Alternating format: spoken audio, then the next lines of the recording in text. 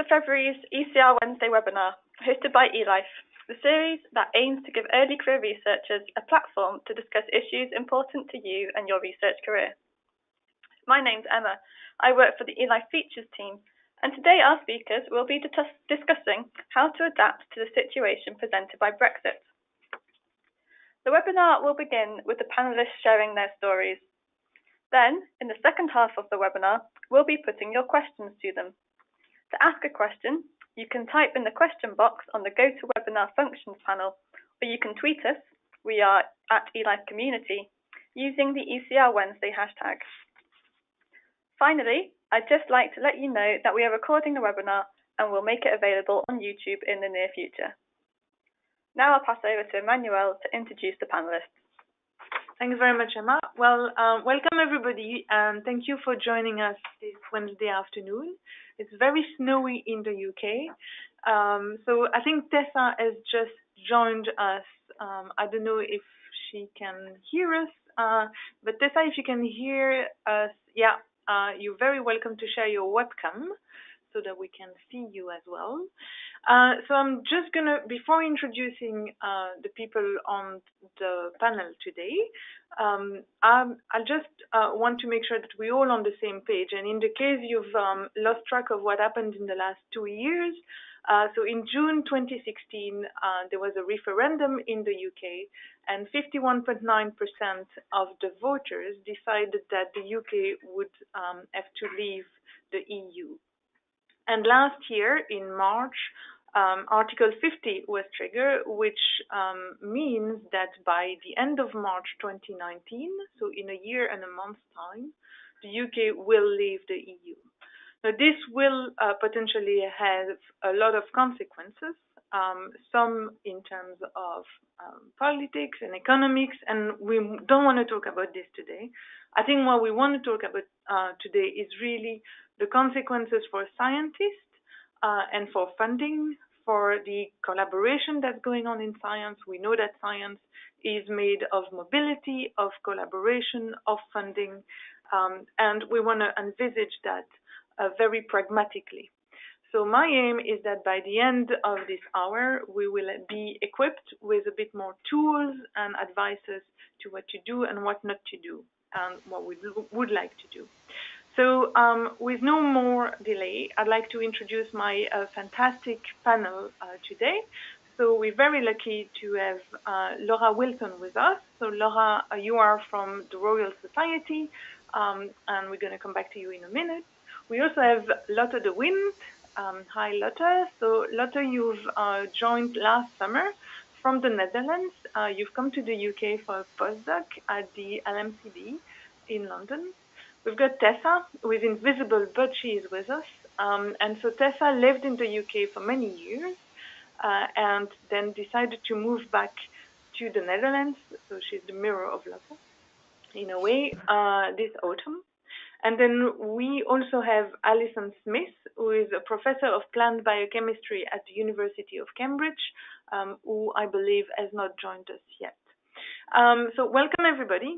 Thanks again for coming. So I'll start with Laura. If you don't mind telling us how do you think and what is the Royal Society doing at the moment? What's been happening in the last 2 years?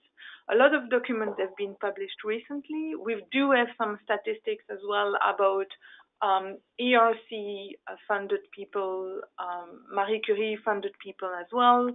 I know we have a lot of questions about that. We know that 22% of the ERC grant holders are actually hosted in a UK institution, which is a big number. We also know that in terms of visa, only between 30 and 26% of university staff would be eligible to apply for visas or the settled status, which is the new future residency system. So what is the Royal Society advising and working on at the moment? Well, thank you very much, Emmanuel, and thank you very much for inviting me to speak today. Just to give you a little bit of background on the Royal Society and where I work. So the Royal Society is the UK's National Academy of Science. and we're also the Academy of Science of the Commonwealth, and we are dedicated to promoting excellent science worldwide. We have had a busy programme of work in the last 2 years. I would say even before the referendum, there were 3 pieces of work which we worked on, and I would say kind of has framed the way in which we are working on the topic of Brexit and science. So we're concentrating on 3 different areas: mobility and collaboration. You already mentioned how crucial mobility is to science. We're also looking at funding and infrastructure and regulation and policy. Now, there are 3 reports that we wrote before the referendum focusing specifically on this. Since that time and since the referendum, we've been focusing on a number of different activities. We've published, as you mentioned, reports on international mobility. So we've looked at case studies of researchers. We've looked at the reasons why people move, where they move, at what stages in their career, etc. Of course, it's very clear that scientists are mobile, that they move around. They moved around Europe, they move around the world. And so we've looked into a little bit more detail as to what brings these shifts about. And we are working with UK government, we are working with international partners to ensure that there's the best outcome for science from the negotiations.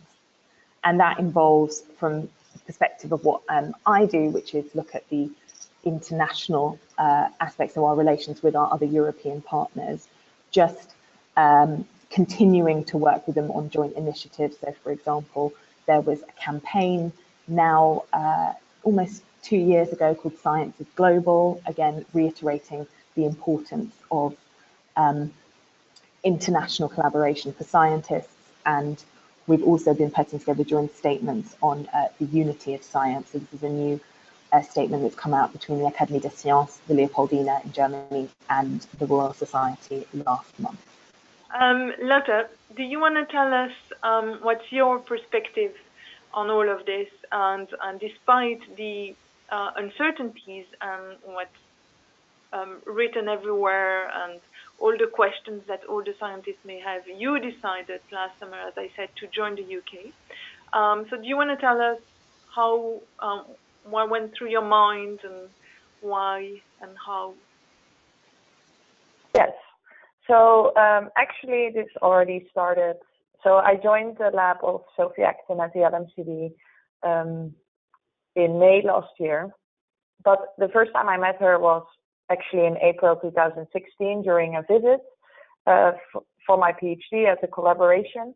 And we started talking about the project, and I really enjoyed the project she was doing, and we came up with a project I could write myself. So I did that, and actually in the week that Brexit vote happened, I decided together with my boyfriend that we want to come to the UK. So at first it was a bit of a shock because of course nobody expected that Brexit would actually happen. But then on the other hand, I thought, well, we'll see what happens, and maybe even in the end it will not happen, which I still hope. But of course there are uncertainties. I decided to come for 2 years starting May 2017. So that would mean that if I come back after those 2 years to the Netherlands, even then I will proceed this deadline of March 2019. So yeah, I'm very curious what will happen in terms of my stay in the UK. For my funding itself, for now it's not really a problem, as I'm funded by a funding agency in the Netherlands, and they give the money to UCL, so that is all fine. But yeah, I would rather stay maybe 1 or 2 years longer in the UK, and I can think about that now, but I cannot do any arrangements because it's not very known what will happen. But so far I didn't really experience any problems myself, despite the uncertainties, but that's what we all have. Science is full of uncertainties, so it's only one more uncertainty, but that goes beyond the project and the science and the career. Yeah. Great. Okay, thanks very much for this introduction. So I believe we've now been joined by both Alison and Tessa. And if you can both hear me, I would love you to share your webcam so that we can see you. But yay, thank you very much. Hello, Alison. Hello. So if you don't mind giving us a very brief introduction of about what do you think the consequences would be in terms of fundings, what is known and what is not known. Okay, so apologies for being late. The snow has got me. And also I have a terrible cold, so forgive my nose. So I think that the situation at the moment is, I think that's what Lottie was saying earlier. The worst thing is the uncertainty of the situation. And this is very difficult to plan. It means that, you know, the lead time for applying for grants and for even the process of applying takes a long time. It takes even longer to get them, given the success rate. But even if you are successful, it can be 6 months to a year to receive the funding. And if you're employing people and you have projects also that you're trying to maintain, it's very difficult to plan, both for the research point of view, but also more importantly, actually, from the careers of the people who are employed by the research. I think we're going to come back to all these points in a minute. I'll just finish the introduction by welcoming Tessa. So Tessa, can you hear us? Can you hear me? So I'm using the phone app and I can't seem to turn the camera on. Okay, that's fine. So you will can be hear me, our though. invisible panelist. Yes, very clearly. Thank you. So welcome to the webinar, Tessa. And would you like to tell us very briefly what's happened to you, and is your move back home in the Netherlands related to Brexit or not? Just a brief few words on that.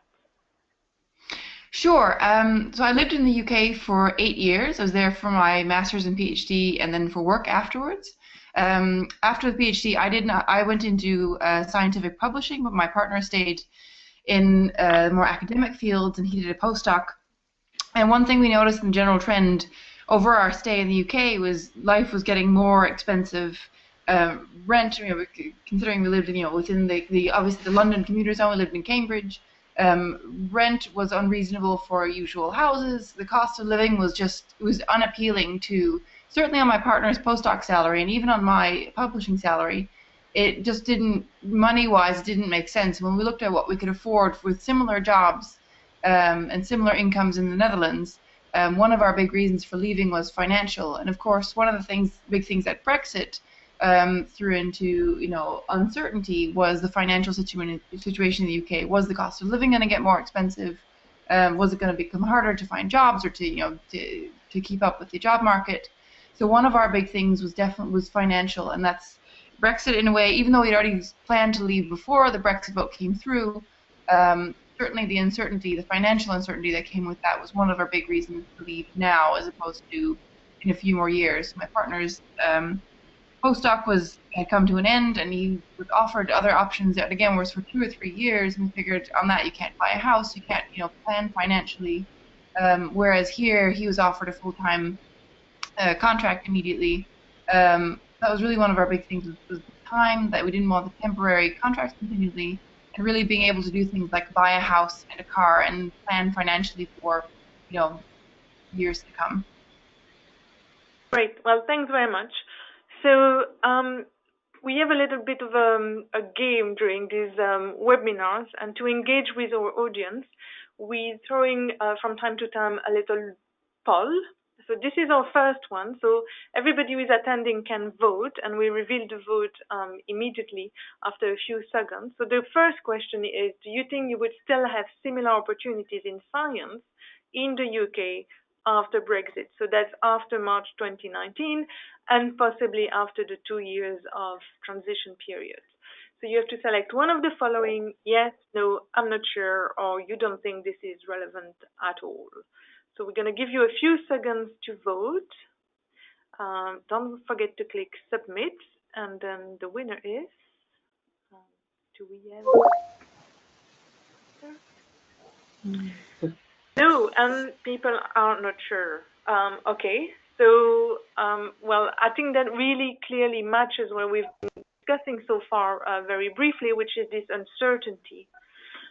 So, Laura, if I come back to you and we discuss this uncertainty, so what is the Royal Society and its partner? We know that you're not working on your own and that recently you've published some recommendations together with the Wellcome Trust as well and their 200 partner organization. This was earlier this month, actually. So what are you doing to sort of put researchers at ease in terms of, let's go by subject maybe. So first mobility and then maybe funding. So in terms of mobility, I think, so it's important, the UK scientific workforce, people who come to work here in science, it's an international, it's international, we know that, and it's important for the UK to remain open and to encourage the best scientific talent possible to come and work in the UK. And we're certainly, I would say, making that message heard and reinforcing this message. And of course, certainty is very important for researchers coming here, as you said, who are making long-term plans. And I think at this stage, discussing this with our partners, making this clear to the government, that's what we're doing at the moment, and we're continually repeating this message. And this is something I should say that the President of the Royal Society, Venki Ramakrishnan, very soon after the referendum, was talking about the importance of providing certainty for researchers and their families coming to the UK. Right, so if I go back to that, let's assume that a PhD student is applying to my group and wants to do a 3-year research contract with money that I would have in my lab. Let's take that example first. What can I tell them? How can I reassure them that it's all going to be fine? I think there are different things to mention. So the UK government has committed to underwriting grants and also to in their own agreement with the European Commission at the end of last year to participate in Horizon 2020 until the end of the programme. So there is a commitment to stay on for that. Of course, these are there are discussions happening at other levels. There's negotiations that are going on, and we, as I said, continuing to communicate to government and to our partners throughout Europe, basically, about the importance of continuing to work together and having the best deal for science. Good. Thanks very much. And then funding.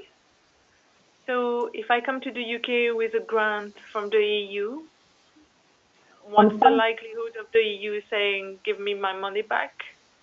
I mean, in terms of funding, I would repeat from what on the continuation of participation in Horizon 2020, there's a commitment to be part of that to the end of the programme. And of course, there are discussions at the moment on the future framework programme and what that would look like. That's obviously taking place at an official level. Right, Alison, do you have anything to add to this? Is there? Well, I think the situation at the moment is uncertain, but actually it's not so much what's happening at the moment, say for Horizon 2020. It's beyond that. As you say, Laura, there's the next framework 9 that is being discussed. I don't know, for example, whether there are any UK participants in the discussions about the organisation of that, the priorities for that, how they will have strategic plans and so on, and that's concerning. And many grant applications that you would make now, let's say for 3 years, that would be the minimum for a grant. That would go to 2021. And if you're looking for, that's if it started this year. And as I said, there's a sort of at least a year's lead time. So it's very difficult to plan, to know how to think about generating consortia with people. It's a lot of work to put in a grant application, and the risk to the consortium as a whole and the application as a whole, having a UK partner or partners, is uncertain and therefore not particularly attractive. So. Okay, thanks very much. Lotte, is there anything you wanted to add to this about funding and mobility? Well, I think the funding, as I already said, for my personal funding now, it's not really a problem. But my boss just got last year or my PI got a ERC starting grant, which I think is great and really helps the junior PIs in the whole of Europe. And I think that's really on point, because of course you have your own funding in every country, but this overall European money is very valuable, very prestigious, and really can bring a new PI to a next level basically, and start building a group.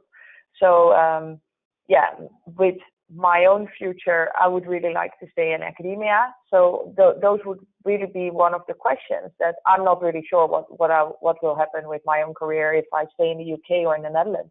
But I think that's one of the big questions at the moment. And another thing I think for funding is that the Erasmus program, which initially brought me to the UK during my PhD as a collaboration, that's something that's very, very nice for even master students or PhD students to travel and to experience a different lab and a different environment and see what they like and what they can do. I haven't heard anything about what will happen to those type of fundings for UK students, or so that's something that's still a big question mark, as all of those things. Yeah. May I say something more about the mobility, actually following on from what Lotte was saying about the ERC grants. So the UK does very well out of the ERC grants, and many of them come to UK-based PIs, but they enable mobility, and that's that of the PI, so that they can spend, so they can move from one country to another. And one of the statistics, which I think is not necessarily known, is that many of the PIs who have ERC grants are not British, but they've come from the continent and decided to take up the position in the UK simply because of the vibrant scientific community that we have here, with very good facilities and so on. And that, I think, so it's a sort of double whammy, if you like, if it's not possible to access those. So are you aware, Alison, of any ERC grant holders who would have already moved back or left the UK after the vote? Are there people out there that are already panicking and decided to move? I don't know of any ERC grant holders, but I do know of people who have academic posts who are whereas I think, it's hard to know. It's not my experience. It's not me. It's anecdotally talking to them. Whereas they would have just presumed that they would spend the rest of their career in the UK. Now they're thinking, actually, it's not necessary. And certainly I have experience of my early career researchers in my department who, from the continent, and at least 3 of them I know are actively seeking jobs, and one has taken a job on the continent rather than trying to stay in the UK. This again could have been just related to other parameters about working in the UK, such as those that Tessa described. Yeah. So I think it's difficult to decipher which one of the factors is the most contributing one to the situation, isn't it? Oh, I agree. Yeah, it could be. I think it's that there was no put it like this: they came to Britain originally because of the scientific community and the very active field, but that's not enough to keep them. So whatever the reason is they're leaving, the original motivation for coming here has been overturned.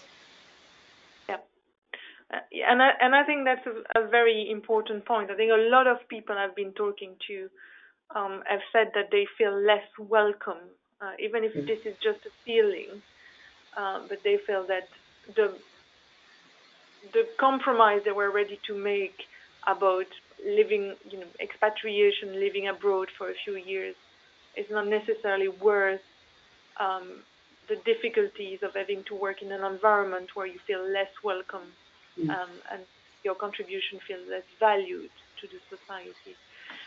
So, Laura, I have a quick question for you. Sorry? Yes. Can I just add one point onto this? I really think this point of being open and being welcoming to talent is so important because, the UK must continue to collaborate with the EU, and scientists must be able to continue to move with these and to act with those and to collaborate with those people to further the scientific endeavour, really. So this point of being open, I think, is something that needs to be, and welcoming is something that needs to be really just re-emphasized, again and again.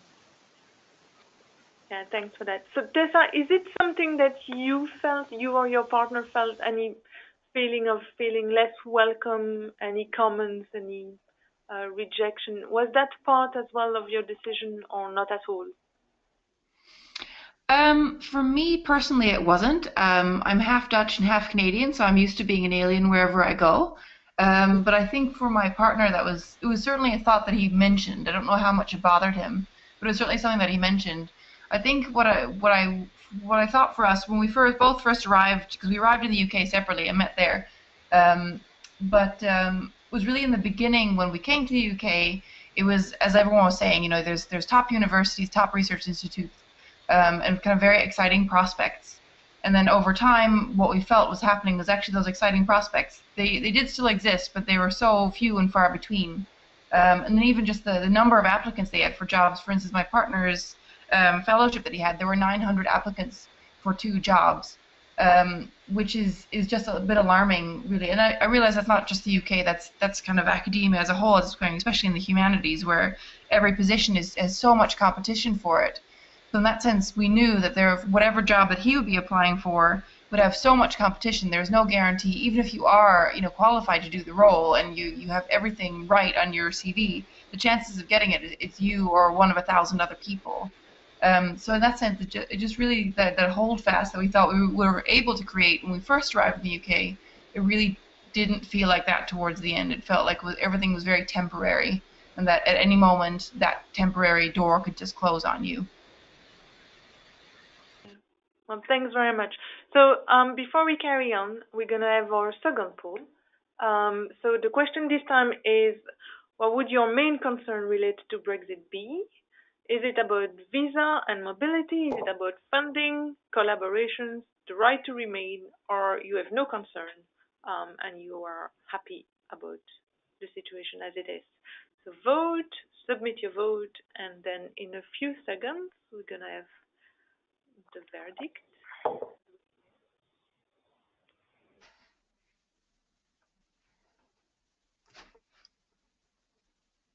Sure, you all await the verdict. So the answers are, well, it's actually split. So funding is the first one. Then we have collaboration, visa, and right to remain. So does anybody want to comment on these results? Laura, is anybody at the Royal Society or in your partners thinking of setting up a system to support people to submit their application for right to remain first, and then for new visas maybe? But so how are we dealing with people who have been here more than 5 years, who fit the settled status requirements? So are we supporting them? Are we putting infrastructure in place or offering them money? And same for visa. So what I would say about these poll results, as you said, it does seem quite not split, but I'd say, there's concerns, I would say, across all of these, and that matches the approach we've taken to the key issues we see about the main areas to focus on with Brexit and science. So, as I mentioned, mobility and collaboration being one, funding and infrastructure being the other, and then regulation and policy. Of course, this isn't up as one of the main concerns. So I think this does reflect the areas in which we are looking at our Brexit work. So thank you very much. Say for my institution that they have set up an office to help EU citizens with their concerns over right to remain, visas, and other aspects of what's going to happen in terms of school rights for schools and health provision and so on. But the difficulty is, and then that includes some financial contribution as well. The difficulty is that the rules aren't known. And so I think when the first, I guess that's the right to remain, I don't know, that the infamous 85-page document that people had to complete, there were people to help with that. But the difficulty was that nobody actually knew what the rules were, because up until then, EU citizens didn't have to apply for that, and so that most of them didn't. And the level of trivial things that meant that they were rejected was really very difficult. So they sort of learnt by that process. But going forward, it's not clear what's going to happen after we've left the EU, but during the transition period. And so the institution can't offer more than is legally possible. We can't promise everything, if you see what I mean, to sort out everything. So it is quite difficult to know how to support people. Can I see a question now? Great. Well, thanks very much for that, Alison. I think one of the worries here is really to know what to do, and I think uncertainty is sadly the key word so far. But we have some questions from our audience, and Juliet is asking us, can we please have web link to the work of the Royal Society that has been done and is being discussed on global science? Thank you. Yes. Yes. So, Laura, would you mind sending the link for that? Yes, I will do that now. Everything is available. This is all available on our website, but I should, if I send that through now, I hope I can make this up. Yes. Great. Thanks very much. And then we have another question from Ben. So Ben is asking if Brexit is going to affect any of the UK internal funding bodies due to change in federal funding. So I believe this, Alison, is more for you. Well, I don't know what the final decisions will be. I think as you said in one of the things at the beginning, the government has attempted to reassure people that any science funding that went into the European Commission would be maintained within the UK funding body. The difficulty with that, as I said, is that we actually get more out than we put in at the moment. But I think that, I think you'd have to be very, very optimistic to assume that at least in the short term, after we leave and the transition period, that the money available for whole areas of science and possibly research in other areas, although I don't really know anything about those, might be constrained by the economic situation of the country. And definitely the government has taken the view that focusing on enabling research to help and facilitate the industrial strategy is important to support the economy from that point of view. So although there might be the same amount of money, it might be focused in different areas. So. Yeah, but that is always true. Yeah. And I think that's why Laura and her teams are so instrumental in making sure that science gets most of the funding. So if we take away the uncertainty for a minute, and if we see this as a scientific problem, which is we are left on our own here, we have a lot of questions, but let's remove the government and the political and economical context for a minute. Is there anything, and I think this is more for Alison and Laura, and then Lotte and Tessa, I'll ask the question a bit differently for you two later, but is there anything that you think researchers should be doing rather than just wait and see? Is there anything we could do at our level? You mean the level like me, because I've been doing this for a long time, or you mean junior people? What should junior people do? Well, everybody really. So you, Lotte, Tessa, me, and not necessarily maybe just in the UK, maybe elsewhere as well. My collaborators in Spain or in Italy, is there anything they can do? I would say, so one of the things which I've been so amazed by is the attitude of my colleagues that I've collaborated with for many years, is that they don't want to not collaborate. They want to carry on collaborating with me and with other colleagues in Britain.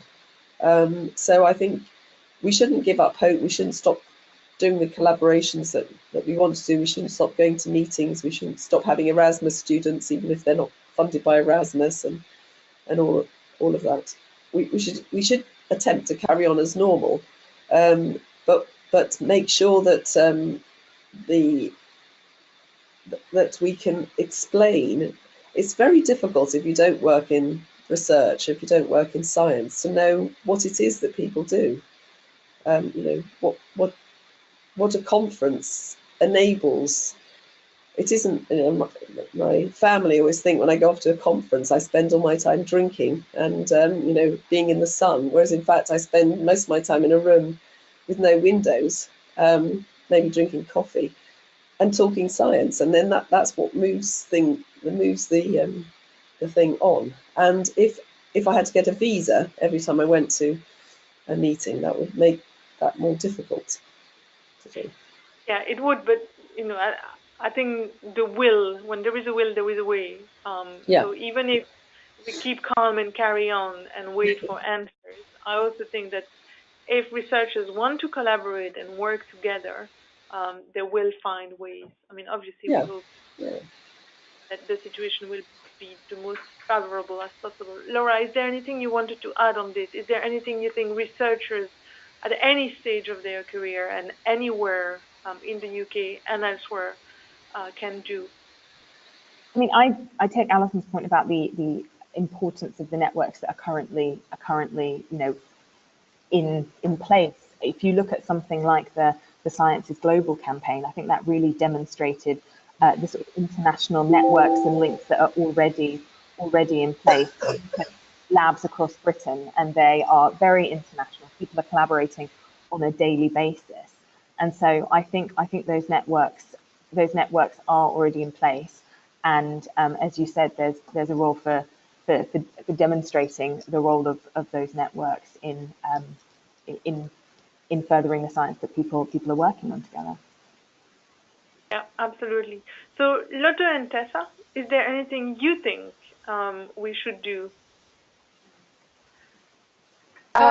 Yes. Shall I go first? No, go ahead. So. Oh wait. Okay, thanks. Sorry.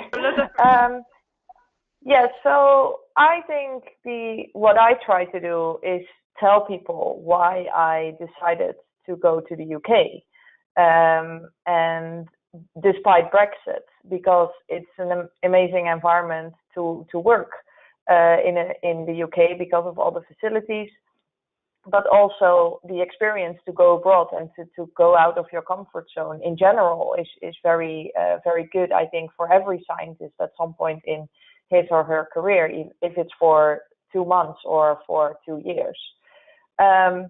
the thing, so I think that's important that we keep, like Alison said, that we keep talking about it, that we don't stand still and let's wait what happens, and that we keep talking about it, that we have meetings like this to speak about it together, and that we have people like Laura and agencies like the Royal Society, but also I've spoken to an MP on a conference a couple of months ago who was very, very, he really wants to get, well, if Brexit happens in the end, but he was like if, not when, but if, that everything is arranged very well, and I think we can only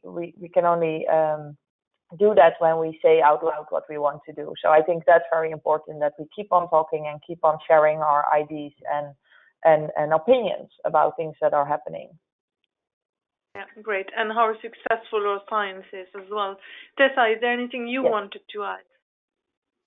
I'm not sure if it's something that's very useful to think of what scientists should be doing themselves, but it'd be interesting to know how many people, especially mobile scientists, move. I mean, people don't live in a vacuum.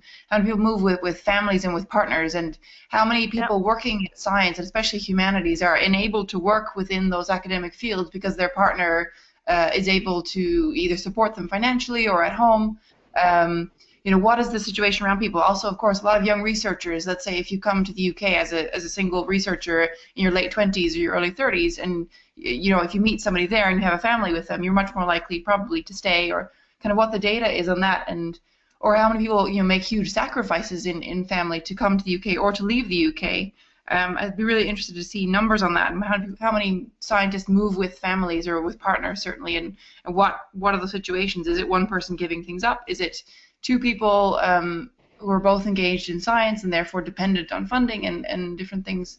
And then, of course, if it comes to visa situations, how difficult will it be to come to the UK after Brexit with an entire family if you have commitments? So that's kind of, it's not really something that an individual can look at, but it would certainly be interesting from a larger, more national perspective, is how many people in academia are either have people depending on them or depend financially on a partner. Yeah, who wants to answer that? I think I came across a number recently which was stating less than 35,000 people are actually likely to be, but this number seems very low, and I see Laura going no. No, sorry, I'm not going no. I'm trying to look at some evidence that we have put together on this. So I'm trying to find the answer for you. Okay, sorry. Sorry, my face is clearly it's my concentrating face. So there's some work again. If you look in the suite of in the link that I sent you, some work that we commissioned on international mobility, and it looks at there's an infographic on how the experiences of mobility differ between groups. So I can send that to you, because it says thinking about mobility and key drivers for it. Obviously, depending on what stage you are in your research career, but also if it finds that women are less internationally mobile than men, and also brings up, I'll send you the link right now to our chat, also brings up sort of reasons for moving, and that includes personal relationships, children, and family care. Yeah, and Tessa, just to add one more thing, I think the Wellcome Trust publication of this month about their recommendation for the future partnership project, together with the 200 organizations, suggests that visa should not be an option because it would slow down mobility too much. It also requires, well, apparently they say it's mainly based on income, which they use as an idea for qualification and skills, but that actually doesn't completely match skills and qualification. And based on that income, at the moment, we're talking 30K, which I think it's the Imperial College says that 26% of their non-UK EU staff doesn't actually match those eligibility criteria. So, Alison, is there anything you wanted to add to answer Tessa's point there? You mean about the mobility of families? Yeah. A researcher rarely comes on his own. or lives on his own. Yeah, and I think if there is the risk that somebody is trying to decide whether to move, particularly at an early stage when they haven't established a family, that is also that will also be a barrier. If there's a feeling that, well, I don't have a partner now, but I might have one, and if there's then a problem about them coming to live with me in the UK as well, that would be disincentive to come. I think actually it's much to do with sorry to interrupt. No, go ahead. It's also the issue with children, and I do think it's not just partners and income. It's actually children and what the status of children are and what they're entitled to. So I don't remember what it is, but something changes when if your parents don't have the right to remain, then when you're 18, something happens. Do you know what that is, Laura? So I think it is. I don't know that you're not entitled to stay in Britain. Even you were entitled to start with, but when you're 18, you're an adult, and therefore you have to have had your own claim to there. So you might have been born and brought up in Britain all the time, but if you haven't actually done anything yourself, then you can't necessarily stay. Yeah, I think we need to move on to a few questions from our audience. So Marcia is asking whether we can confirm or clarify if the health insurance for PhD students was mandatory or not. Can we briefly go back to that? You mean, how does it mean mandatory? That they have to pay it? Okay, so Cora says she knows what they mean. So Cora, would you like to? Yeah, sorry, I'll jump in very briefly. I'm just in the background doing technical operations, but I understand the question because I went through the process of getting the whatever it is, the permit, the right to remain, or in any case, the permit for the UK citizens to remain in the UK. And what happens there is I did it, and I know other people who did it who were actually in PhD program at the start of their living here. So I was actually fortunate because I was always in full-time employment, and that was no problem because obviously my employer would have contributed to the national insurance schemes and taxes that sort of fund the NHS. Yeah. No problem there. However, if somebody has been in the PhD program before, I'm not quite sure what the rules are written anywhere, but they are required to provide now, at least now they are, I'm not sure what was before, but they are required to provide a proof that they had private health insurance during that time, which obviously has not been actually at the time necessarily indicated as something necessary if they came from the UK, because they were covered by the pan-European right to medical treatment, I suppose.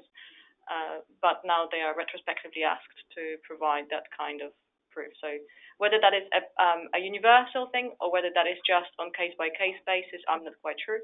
But I think that's what the question is. Could this be clarified? Is this, or has it been a requirement then? And is it, I suppose, right that it is being required? And I will now silence myself. Thank you. Thanks very much.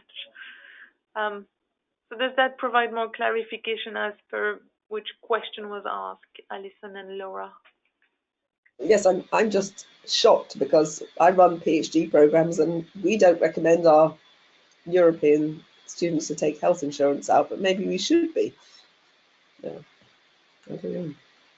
Yeah, I'm afraid I don't know. I don't know the details on this one, so. Sorry, Marcia, it's a bit of an uncertain answer. And then when we were talking about collaboration and travel to conferences and the benefit of all of that, Subanita asked a question about, would it be difficult to secure a fellowship for international students? Well, I think that at the moment it's difficult to answer that question. I don't know if anybody can answer something more clearly than what I just said.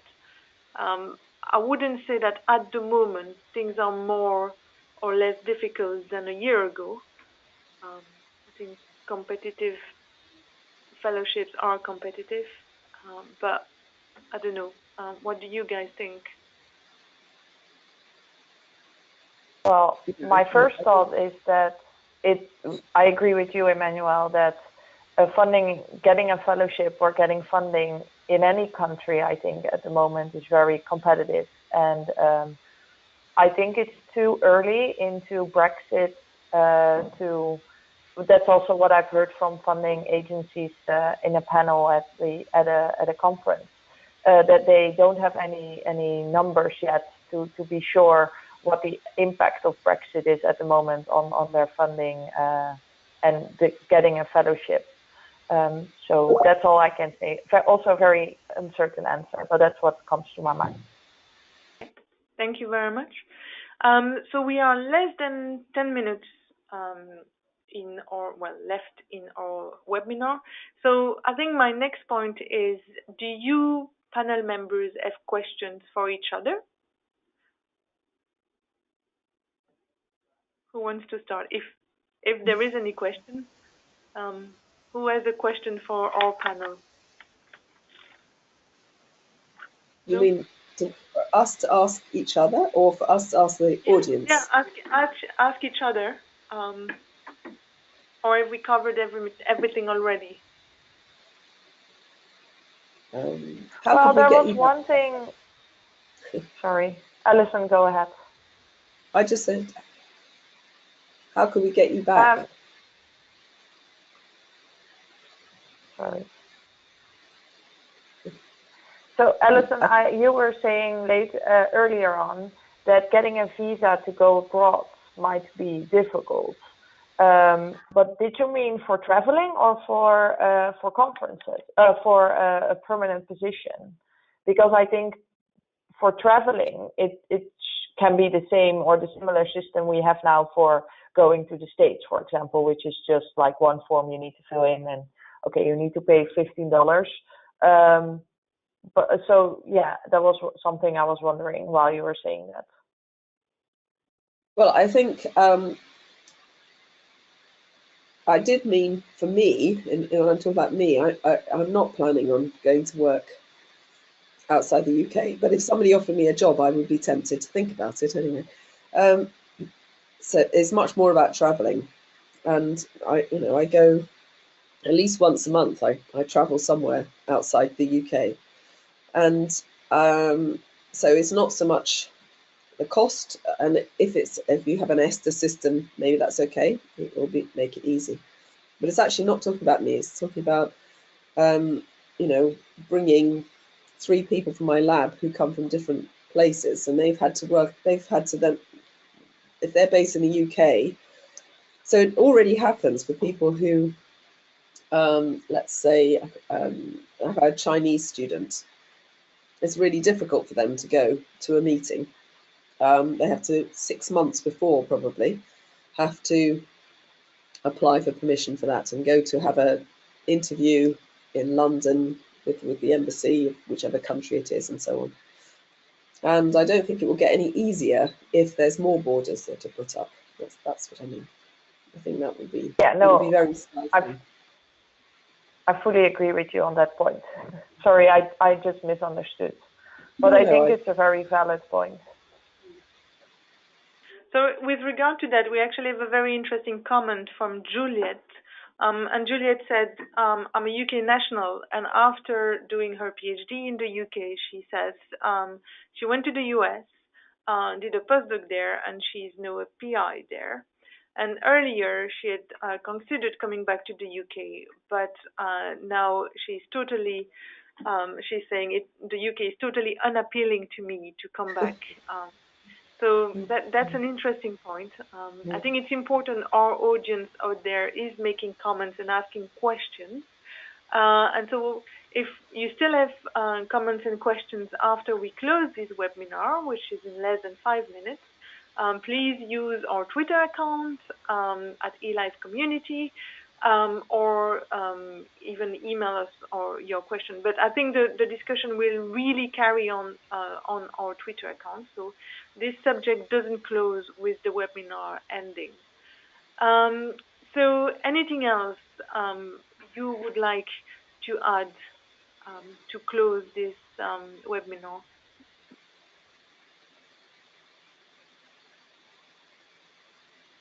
Well, if I may ask another question, maybe to Laura. So we already had talked about the thing that you can become a UK citizen after being in the UK for 5 years. But I think in science and in research, a lot of people may only come for like 2 or 3 years.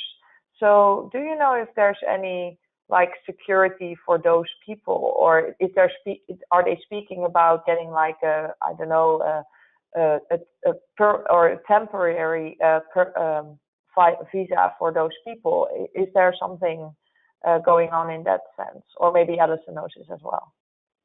I don't know the specifics of the current plans or arrangements on this. Of course, you know what I think the important point is that any system that is put in place needs to facilitate researchers working together and collaborating internationally. But I don't know any specifics at this stage. Okay, thanks.